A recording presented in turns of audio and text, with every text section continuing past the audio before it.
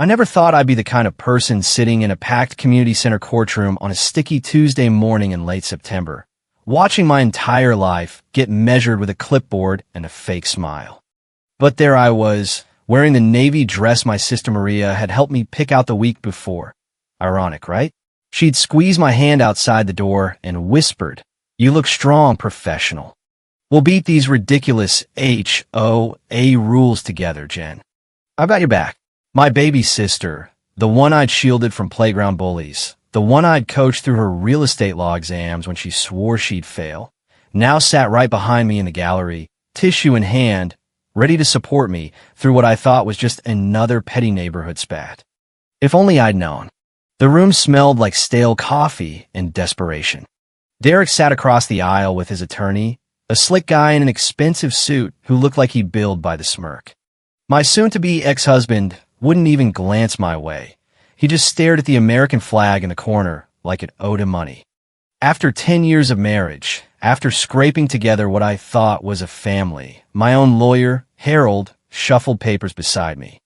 He'd taken the case pro bono after Maria recommended him, called him the best property litigation guy I know. Harold had kind eyes behind wire-rimmed glasses and a gentle way of explaining legalese that made me feel less stupid. The HOA's attorney stood first, voice booming like he was announcing the end times. "Your Honor, we'd like to present evidence that the property at 847 Maple Street, titled solely in Mrs. Hayes' name, but located within Maple Grove Estates, has undergone unapproved structural improvements totaling $50,000 in contractor costs. These violations trigger mandatory compliance assessments and liens under our covenants. My grandmother's house. The same porch where she taught me watercolor at sunset, the same backyard where I felt safe when my parents fought. She left it to me 6 months ago, the only thing keeping me afloat while Derek filed for divorce. That's inheritance, Your Honor," Harold said firmly. "Bequeathed directly to Mrs. Hayes and never marital property." The HOA attorney smiled like a shark-smelling chump. "Normally true, Your Honor. However, our president has documentation showing significant marital funds were invested in repairs, new roof, electrical upgrades, foundation work. These increased the property value and created safety hazards that the board had to address at community expense. The special assessment of $50,000 is therefore equitable and enforceable." My stomach hit the floor. $50,000? I'd paid for one leaky roof patch myself. $8,000 for my teacher salary scraped over 3 years. No electrical, no foundation, nothing. I whispered to Harold, "This is insane." He patted my hand. "Let me handle it." But before he could object, the door to the gallery creaked. I turned and saw Maddie, my 9-year-old, standing up instead of sitting quietly with her grandmother in the back row. Her face was pale, but set like stone, tablet clutched to her chest like a shield. "Your Honor." Her voice was small, but crystal clear. The entire room froze. The arbitrator, a stern woman with gray hair pulled tight, looked up, surprised. "Young lady, this is not. Please. It's important." Maddie's hands shook, but her feet stayed planted. "Mom doesn't know I recorded what they said last night." The world tilted. Derek's face drained of color. Maria stood slowly, mouth open, one hand gripping the bench. Something cold settled in my chest. The arbitrator's eyes sharpened. "Approach the bench with your mother and counsel." "Now." Harold helped me up. My legs felt like water. Maddie met me halfway, her hand ice cold in mine. "Baby, what are you talking about?" I whispered. She looked up with those serious brown eyes. "I'm sorry, Mom. I had to be sure." The HOA attorney sputtered objections, but the arbitrator silenced him with one look that could freeze lava. We reached the bench. Up close, she was all hard angles. But when she glanced at Maddie, something softened. "Young lady, explain exactly what you have and where it came from." Maddie took a breath. "Last night, I couldn't sleep. I came downstairs for water and heard voices in the office, Dad and Aunt Maria. The door was cracked. It was almost midnight. Mom didn't know Aunt Maria was even there. They were whispering like they didn't want anyone to hear. My heart hammered so loud I was sure the whole room could hear it. Maddie continued, steady now. Something felt wrong, so I opened my recording app and held the tablet near the door. I got about 5 minutes before they heard me on the stairs, and I ran back to my room. The arbitrator's jaw tightened. You have this recording? Maddie nodded, holding up the tablet. Your Honor, this is highly irregular, the HOA attorney started. Sit down and be quiet, the arbitrator snapped. Bailiff, connect that tablet to the sound system. Everyone is going to hear this. The speakers crackled. Then Derek's voice filled the room. The same voice that once read Maddie bedtime stories. The same voice that told me he wanted a divorce 3 months ago with zero emotion. Maria, you promised this would work. The house is worth $400,000. I get half through the divorce. Plus we force the lien and she has to sell or pay us out. $200,000 for us. Enough to start fresh together once this mess is over. Maria's voice came next, softer, intimate. The way you talk to someone you're way too close to. It will work, baby. I falsified the contractor receipts myself. $50,000 in mandatory HOA repairs. The arbitrator will see you invested marital funds, making the assessment stick. Jennifer's too trusting to fight hard. She never questions anything I tell her. Baby. The word hit me like a slap. My sister had called my husband baby. The room gasped. Someone behind me muttered, "Oh my God." I heard my mother cry out from the gallery. I couldn't move. Maria, my maid of honor, the one who held my hand at Grandma's funeral, the one who promised we'd always have each other, was sleeping with Derek. She'd forged HOA documents to slap a $50,000 lien on my inherited house. She called me weak. I turned slowly. Maria stood red-faced, hands clenched. Our eyes met. For a second, I saw guilt flicker. Then it hardened into pure defiance. Derek had his head in his hands. The HOA attorney looked ready to melt into the floor. The arbitrator slammed her gavel. Order. I will have order. The room quieted except for my mother's quiet sobs. Bailiff, stop the recording. The speakers died, but the words kept echoing, baby weak balancing the scales. The arbitrator's face was controlled fury. MS. Winters, she said, ice cold, staring at Maria. Stand where you are. Mister. Hayes, look at me. Derek lifted his head, gray as ash. Bailiff, I want both MS. Winters and Mister. Hayes detained in this building. They're not to leave, not to speak to each other, and certainly not to approach Mrs. Hayes or the child. Clear. Maria started. Your Honor, I can explain. You will not speak unless I ask a direct question. You're the president of this HOA and a licensed attorney. You know exactly how serious falsifying documents is, especially against your own sister. Maria's mouth snapped shut, but her eyes blazed. She wasn't sorry. She was furious she'd been caught. Harold already had his laptop open. Your Honor, the property records show 847 Maple Street transferred by inheritance deed directly to Mrs. Hayes 6 months ago. No record it was ever marital or subject to HOA special assessments beyond standard dues. Let me see those, the arbitrator demanded. While Harold pulled them up, the HOA attorney stood shakily. Your Honor, I was unaware of any falsification. My client, MS. Winters, provided what appeared to be legitimate contractor receipts. We'll get to you later, the arbitrator said without looking. She studied the screen, expression darkening. Mrs. Hayes, I need to ask you some direct questions. Are you able to answer now? I found my voice. I can. Did you ever authorize or pay for renovations costing anywhere near $50,000? No, Your Honor. I paid $8,000 for a roof repair myself. That's the only major work since I inherited. Do you have receipts? Yes.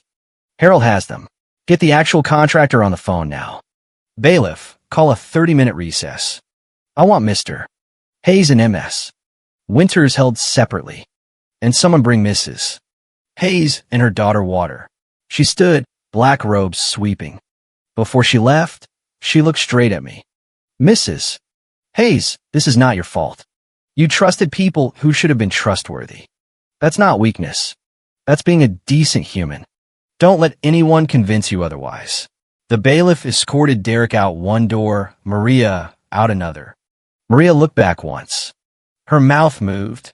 I'm sorry, but her eyes were cold, resentful, like the bitterness had always been there and I'd just been too blind to see it. In the fluorescent-lit hallway, I sat on a wooden bench with Maddie pressed against me. Harold paced, phone to his ear with a real contractor. My parents rushed over, Mom's face blotchy. How long has this been going on? She asked for the third time. I shook my head. I didn't know. 18 months, the recording had said. 18 months of family barbecues where Maria smiled across the table. 18 months of her pretending to be my ally while she slept with my husband and plotted to lean my house into oblivion. Maddie's small voice broke in. Mom, are you mad at me for recording? I pulled her closer, kissing her hair. No, baby. Never. You were so brave. You saved us. I heard them other times too, she whispered. Dad laughing on the phone in a way he never laughed with us anymore. And once I saw Aunt Maria's car parked down the street at night, when she said she was at a conference, my heart cracked a little more. My 9-year-old had carried these suspicions alone. Harold ended his call, face grim but determined. The contractor is calling into chambers in 5 minutes. He remembers the job, clearly. Just the roof, $8,000 paid by check from you alone. No other work. He never gave receipts to anyone else. So where did those fake ones come from? Dad asked. Maria manufactured them, Harold said. As HOA president and attorney, she knows exactly what documents an arbitrator needs. Fake letterhead, fake invoices, everything looked real. Without that recording, it might have worked. The bailiff appeared. The arbitrator is ready. Back inside, the atmosphere had flipped. Derek sat alone. Maria had a court-appointed attorney beside her now and wouldn't meet my eyes. The arbitrator entered. We stood. When she sat, her expression was carved stone. I've spoken with the contractor. The work was exactly as Mrs. Hayes described. Roof repair only, $8,000, paid by her personal check. Mr. Chin states he performed no other work and provided no documents to Mr. Hayes or MS. Winters. These submitted documents are fabrications. The contractor company listed doesn't exist. The business license is fraudulent. Maria's new attorney stood. Your Honor, my client invokes her Fifth Amendment right. Noted, the arbitrator said coldly. Mr. Hayes, stand up. I am asking you under oath. Think very carefully before you lie again. Did you have an intimate relationship with Maria Winters? A long pause. Yes, Your Honor. How long? About 18 months. Hearing it out loud made it real. Mom's hand gripped mine. Did MS. Winters create the false contractor receipts submitted to this court? Yes. Did you know they were false? Yes. Maria said it was the only way to get what we deserved. She said Jennifer didn't need that big house, that it wasn't fair Grandma left it all to her. What you deserved, the arbitrator repeated, voice dripping disdain. Mr. Hayes, you committed fraud. You conspired with an officer of this court, your lover and the HOA president, to fabricate evidence. Do you understand the severity? Yes, Your Honor. Derek's voice was barely a whisper. The arbitrator opened a folder. I've also reviewed financial records subpoenaed weeks ago. It seems you've been renting an apartment across town. 2 occupants. I'm guessing MS. Winters was the other. I see charges for hotels, restaurants, jewelry. Quite a lot of spending for someone claiming hardship in divorce proceedings. A $3,000 necklace 5 months ago. Mrs. Hayes, did you receive this necklace? No, Your Honor. Didn't think so. Couple spa treatments, weekend getaways. All charged to credit cards that should have been paying for your daughter's school and household bills while your wife taught middle school art and saved pennies to fix a leaky roof. Derek had tears now, but I felt nothing. No pity, just emptiness where love used to live. MS. Winters, the arbitrator continued, turning to Maria. Your law license is suspended effective immediately, pending full bar investigation. I'm also recommending criminal charges for fraud and falsification of legal documents. Maria's face went white. As for you, Mr. Hayes, we are no longer talking about divorce. We are talking fraud, perjury, conspiracy. This court will take a thorough look at exactly what you two have done. She leaned forward. Let me be clear about what happens next. First, regarding the property at 847 Maple Street, Mrs. Hayes, that house is yours 100%. It was inheritance. It remains inheritance. Mr. Hayes and the HOA have zero claim. Not one penny. Relief flooded me, distant but real. Second, custody of Madison Hayes. The arbitrator looked at Maddie, expression softening.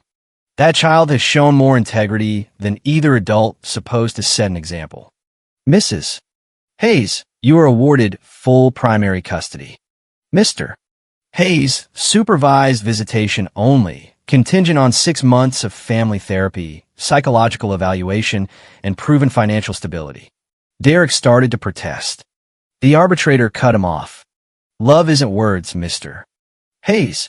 It's actions. Yours showed you prioritized money and an affair over your child's well-being. Third, financial matters. Mr. Hayes, you withdrew $38,000 from the joint savings, money Mrs. Hayes believed was from Madison's college. That money financed your affair. You will reimburse every cent into a protected college fund in Mrs. Hayes' name only. Additionally, you will pay Mrs. Hayes $40,000 in compensatory damages for emotional distress, legal fees, and misappropriated funds. That's $78,000 total. Derek looked ready to faint. You both committed perjury and fraud. I am holding you in contempt and referring this to the district attorney for criminal prosecution. To Maria, MS. Winters, I have been an arbitrator for 25 years. I have seen terrible things in HOA disputes. But what you did, betraying your own sister while abusing your position as president, is among the worst. Your law license is suspended. I am filing with the state bar for permanent disbarment and recommending criminal charges. I am also issuing a restraining order. You are not to contact Mrs. Hayes or Madison by any means. Violate it, and you will be arrested. The arbitrator turned to the HOA attorney. I suggest you withdraw immediately and vet your clients better. She flipped to the last page. The divorce is granted effective immediately. Mrs. Hayes keeps full custody in the house. Mr. Hayes pays child support plus restitution. Mrs. Hayes is awarded her attorney fees. She signed with decisive strokes. Is there anything else, Mr. Bennett? Harold stood. Just one thing, Your Honor. I'd like the audio recording sealed to protect Madison's privacy. Agreed. The recording is sealed. She looked directly at Maddie. Young lady, what you did took remarkable courage. You told the truth even when it hurt. That's integrity. Never lose it. Maddie nodded, pressing closer to me. We're adjourned. Mr. Hayes, MS. Winters, you'll both be hearing from the district attorney. I suggest good criminal defense lawyers. As she left, Maddie wrapped her arms around my waist. Is it over, Mom? I looked at Derek slumped, life in ruins, at Maria being escorted out, face a mask of shock and rage. Yes, baby, I said softly. It's over. For months had passed since that day, and I was finally learning what peace tasted like again. I stood in Grandma's kitchen, my kitchen now, watching morning sunlight pour through the same window where she used to keep African violets. The same countertop where we rolled sugar cookie dough when I was Maddie's age. I'd repainted the walls a warm butter yellow last month, erasing the neutral beige the HOA had once fined me for even thinking about. Every room was slowly becoming mine again. The coffee maker beeped. I poured a cup, breathing in the rich smell. Small pleasures. Maddie shuffled in, hair a mess. Morning, Mom. Morning, sweetheart. Pancakes or waffles? Waffles. With strawberries. She climbed on a grandma's old stool. Always with strawberries. We fell into our Saturday routine. This was our time, just us. Are you teaching the art class this morning? Maddie asked, watching me mix batter. Yeah, 6 kids coming. One else set up. Can I show the little ones watercolor blending like Grandma taught you? My throat tightened with a good kind of emotion. That will be perfect, baby. The art classes had been Harold's idea. During our final divorce paperwork meeting, he'd noticed my paintings leaning against the wall, pieces I'd poured my pain into on lonely evenings. You're talented, he'd said. Have you thought about teaching here? Community classes. Something that's just yours. So I converted the garage into a studio. The same garage the HOA once called an eyesore because I dared hang colorful wind chimes. I put up an ad at the library and started Saturday classes for kids. It wasn't about money, though the extra income helped. It was about filling Grandma's house with laughter and creativity again after the HOA Karen had tried to bleach every ounce of joy out of it. After breakfast, Maddie and I set up the studio. White walls, good lighting, easels lined up, shelves stocked with paints. Through the open garage door, I could see the rose garden we'd planted, bushes already showing early growth. The kids arrived at 9. Tommy, who loved dinosaurs, the Chun twins who argued about everything, shy little Ashley who painted the most beautiful abstracts, and 2 new brothers who just moved in. Maddie helped them settle, patient and encouraging. Watching her, I felt fierce pride that had nothing to do with courtrooms or liens. This was my daughter, kind, creative, brave. We were halfway through class when my phone buzzed. Text from Harold. Final payment from Derek came through. College fund fully restored. $38K additional damages on track. Everything handled. I stared at the screen. Derek was now working at a furniture store. His real estate license suspended pending criminal investigation. The district attorney had pursued fraud and perjury charges. He took a plea, community service, probation, full restitution, to avoid jail. He'd lost his career, reputation, family. Maria had lost more. The state bar permanently revoked her license after the investigation uncovered she'd helped 2 other clients fabricate HOA documents in past disputes.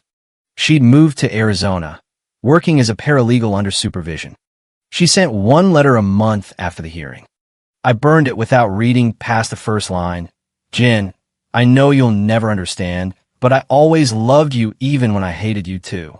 I didn't need her justifications. I just needed her gone. My parents struggled more than I did. Mom still cried sometimes, mourning the daughter she thought she had. Dad wanted to cut Maria off completely, but Mom couldn't. She still sent birthday cards, took the occasional call. I didn't stop them. Maria was their daughter too. But she wasn't my sister anymore. That relationship died the day the recording played. Mrs. Hayes. Ashley's small voice pulled me back. Is this good? I looked at her painting, a garden with purple grass and orange sky. It's beautiful, Ashley. I love how you mix the colors. She smiled, rare and full, and went back to work. After class, when parents picked up the kids, Maddie and I cleaned up. She was quieter than usual. What is it, baby? She set down the brush she was rinsing. I have supervised visit with Dad tomorrow. I know. The counseling center, therapist, always there. Do you think he's really getting better? Or just doing it because the judge said he has to? I considered carefully. Derek had been sending Maddie letters, court aloud with my approval. The first few were excuses and self-pity. Recent ones were different. Honest, taking responsibility, apologizing for what he'd put her through. I think maybe both, I said. He's doing it because he has to, but he's also starting to understand what he lost. I'm still really mad at him, Maddie said quietly. You have every right. What he did was wrong. It hurt us both. But he's still your dad. It's okay to be angry and still love him. Feelings are complicated. She nodded slowly.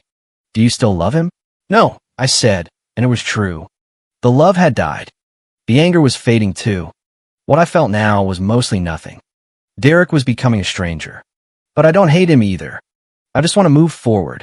That afternoon, After Maddie went to a friend's house for a school project, I wandered into my personal studio, the spare bedroom now filled with my paintings. A new piece sat on the easel, a woman standing in a doorway looking out at a garden, half her face in shadow, half in sunlight. I wasn't sure what it meant yet, but I kept adding layers. My phone rang. Unknown number. Something made me answer. Jennifer Hayes? This is Thomas Wright. I own the Riverside Gallery downtown. I saw your work at the Community Center exhibition last month. I was very impressed, especially the piece called Inheritance. I like to talk about showing your paintings in our Emerging Artist series. I looked around at the canvases born from pain, but turning into hope. I'd love to talk about that. After we hung up, I sat in Grandma's old armchair and let myself feel it all, the gallery excitement, the whole journey from that courtroom day to this moment. I'd lost my husband. I'd lost my sister. I'd lost the life I thought I had. But I kept what mattered, my daughter, my home, my integrity, myself. That evening, Maddie and I made stir-fry on the back porch, watching the sunset paint the sky orange and pink. The rose bushes were budding. Soon they bloom. Mom, Maddie said, fork down. Are we going to be okay? I looked at my brave, smart, incredible girl who'd saved us both with a tablet and pure courage. Yeah, baby, I said, meaning it with every cell. We're going to be better than okay. She smiled, and we finished dinner as stars appeared overhead. In Grandma's house, our life stretched out like a blank canvas, ready for whatever colors we chose to paint next. The recording that changed everything stayed sealed in a court file, but its impact would echo forever. Not as a wound, but as a reminder, truth matters. Courage matters. And sometimes the smallest voices speak the loudest truths. The HOA Karen who once patrolled our streets with her clipboard and her rules, measuring lawns with a ruler, finding anyone whose roses dared bloom too bright, declaring my wind chimes visual pollution, was gone. The board voted her out the week after the hearing. New rules were written. No more secret assessments. No more forged documents. No more using power to settle personal scores. Neighbors who once whispered behind my back now stopped by with casseroles and apologies. We had no idea, they said. We just thought she was enthusiastic about standards. I smiled politely and thought, enthusiastic is one word for it. Tyrannical is another. Every Saturday, the garage filled with kids and paint and laughter.